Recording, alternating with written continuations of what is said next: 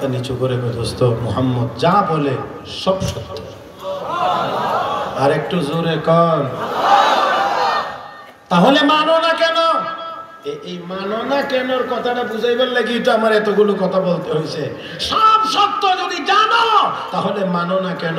কোন নেতাগিরি থাকে না, কথা কন রে। এটাই হলো আমার আলোচনার মূল জায়গাটা।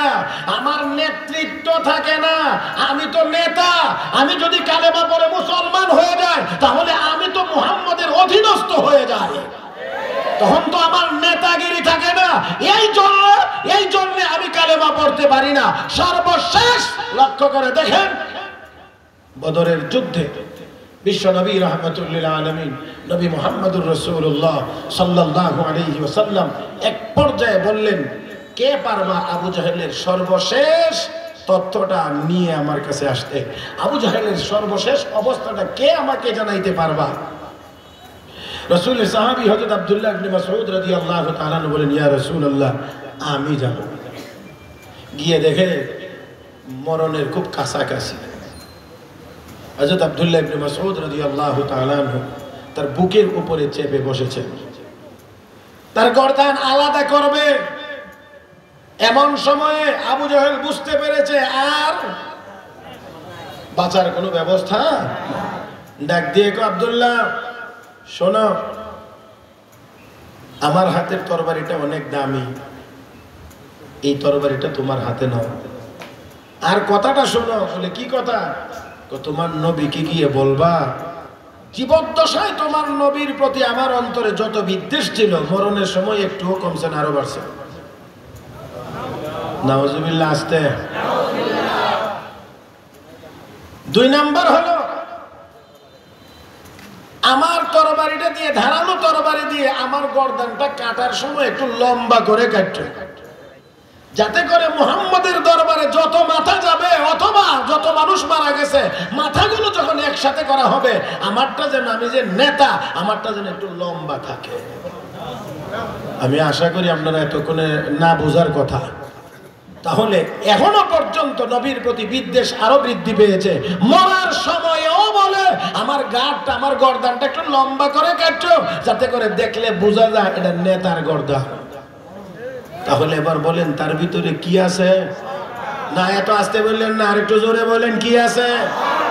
এই জন্য আমি আয়াত তেলাওয়াত করেছি। আল্লাহ রাব্বুল আলামিন বলেন, ওয়া ইয কুলনা লিল মালাইকাতি ইসজুদু লিআদম ফাসাজাদু ইল্লা ইবলিস আবা ওয়াস্তাকবারা ওয়া কানা মিনাল কাফিরিন। আল্লাহ রাব্বুল আলামিন বলেন, স্মরণ করেন ওই সময়ের কথা যখন আমি ফেরেশতাদেরকে বলেছিলাম উসজুদু লিআদম, তোমরা আদমকে সিজদা করো। ফাসাজাদু, সবাই সিজদা করলো, ইল্লা ইবলিস, একজন সিজদা করে নাই, তার নাম বলেন আওয়াজ করে, তার নাম।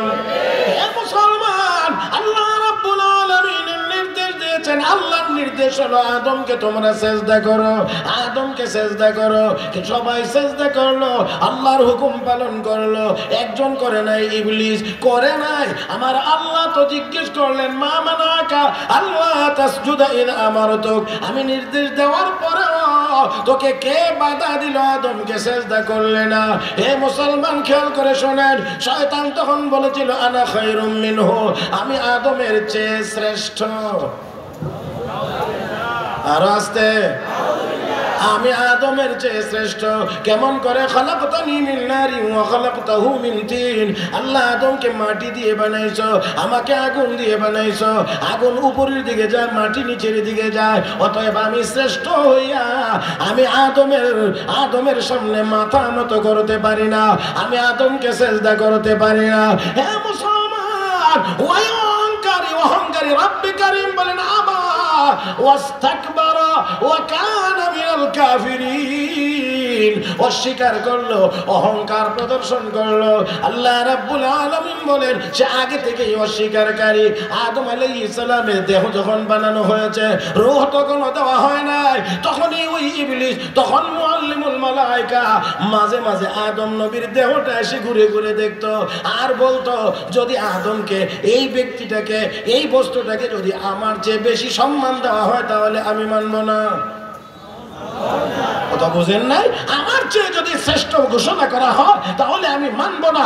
এই জন্য রব্বে কারীম কো কানা মিনাল কাফিরিন, আদমকে আদমের দেহের ভিতরে রূহ দেওয়ার আগেই সে অস্বীকারী হয়ে বসে আছে যে আমার চেয়ে বেশি শ্রেষ্ঠ হলে আমি তাকে মানব না। মুহতারাম হাজিরিন, তাহলে আসুন, শ্রেষ্ঠত্ব দেওয়ার মালিক কে? আল্লাহ যাকে ঘোষণা করবেন সে শ্রেষ্ঠ হবে। আমার ভাইয়েরা, পাথর তো দুনিয়াতে অভাব নয়, অভাব নয়, কিন্তু কিন্তু কিন্তু হাজরে আসওয়াদ তো একটাই হয়। কথা কয় না রে? দুনিয়াতে পাথরের অভাব নাই, কিন্তু হাজরে আসওয়াদ একটাই হয়। যেই পাথরে চুমা দিলে, কথা কয় না, সেই পাথরে চুমা দিলে গুনাহ মাফ হয়, গুনাহ মাফ হয়। মুহতারাম হাজরিন, আল্লাহ আমাদের সবাইকে ওই কালো পাথরে গিয়ে চুমা দেওয়ার তৌফিক দান করুন, বারবার দেওয়ার তৌফিক দান করুন। কষ্ট হইতেছে? চলবে আরো কয়েক মিনিট? হ্যাঁ, আল্লাহ তুমি সবাইকে কবুল করো। তো এর কি ঘুরে ঘুরে বলতো আমার চেয়ে যদি দামি হয়, এই জন্য আল্লাহ কানা মিনাল কাফিরিন, আবার অস্বীকার করেছে, ওয়াস্তাকবারা, অহংকার প্রদর্শন করেছে। আমার মূল কথাটা ছিল, যেই কথার প্রেক্ষিতে এতগুলো কথা বলেছি, সেই কথাটা হলো, যদি অহংকার ভিতরে থাকে তাহলে ওই লোকটি আর যা কিছুই হোক সত্য গ্রহণ করতে পারে, সত্য গ্রহণ করতে পারে, সত্য গ্রহণ করতে পারে না। আজকের দুনিয়াতেও দেখবেন আলেম ওলামা যা বলেন, হাক্কানি ওলামায়ে কেরাম বুজুর্গানে দিন যা বলেন, অনেকেই বুঝে, বুঝার পরেও দুনিয়ার স্বার্থে মানতে। আসুন